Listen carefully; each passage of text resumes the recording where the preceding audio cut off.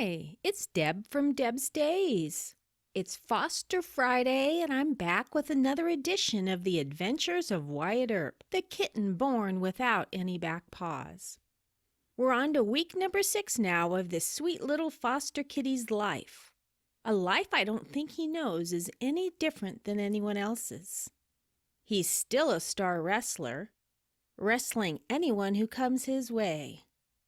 He gets those front paws and those back little legs with no paws in the middle of the action. Look at those things go. One thing we've noticed about Wyatt is that he likes to sleep. He's the first one to take a nap, first one to go to bed at night, and always the last one to wake up. I guess it makes sense as he puts forth a lot of effort when he's moving about his space. This week, he spent a lot of his waking hours on the carpet and on the couch.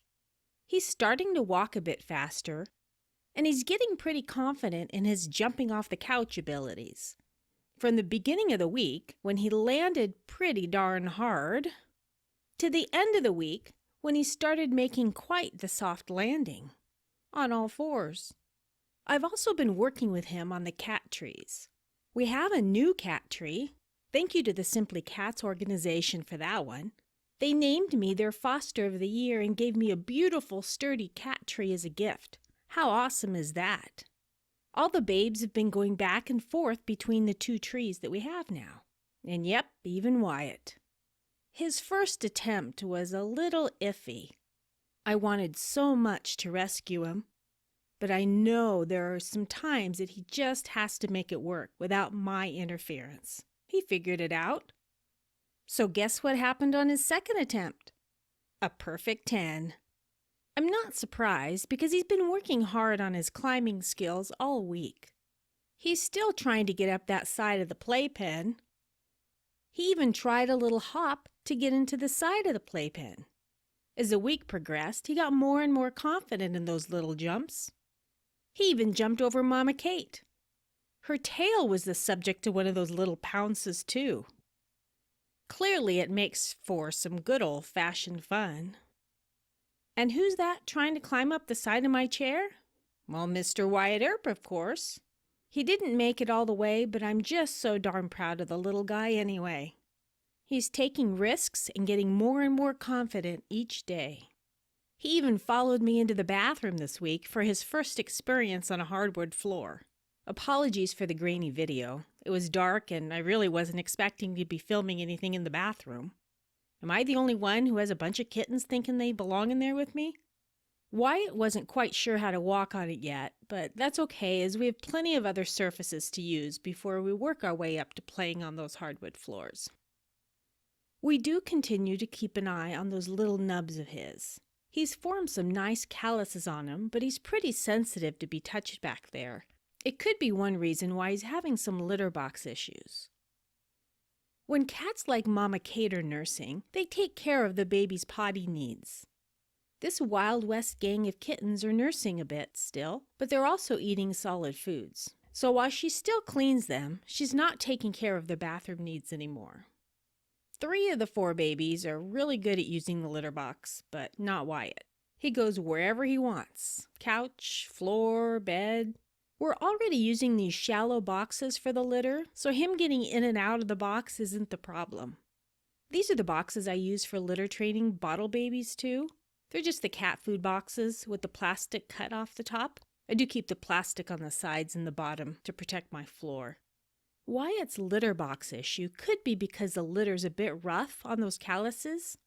Here's an important reminder. Remember to use non-clumping litter with little kittens. Little ones chew on and try and eat everything. Combine curious kittens with clumping litter and you're going to get nothing but bad news. All right, back to Wyatt and his litter.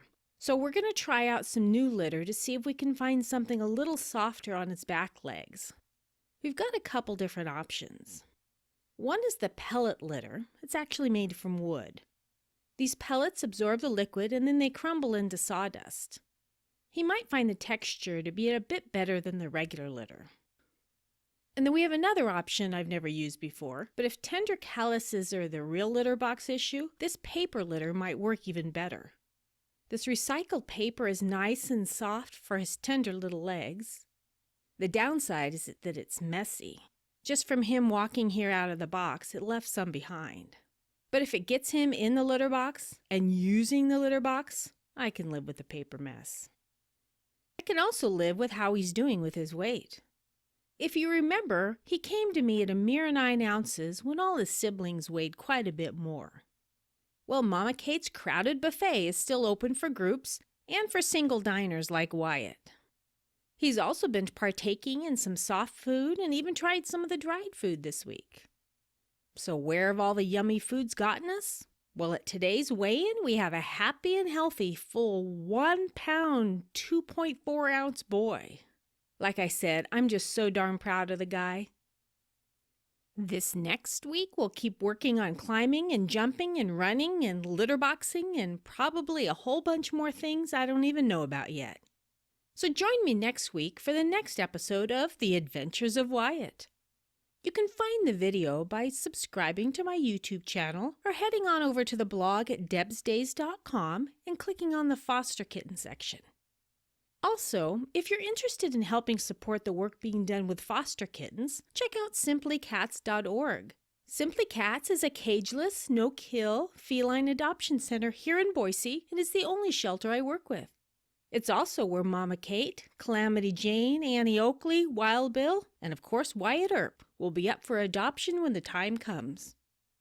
See you next week with the next video.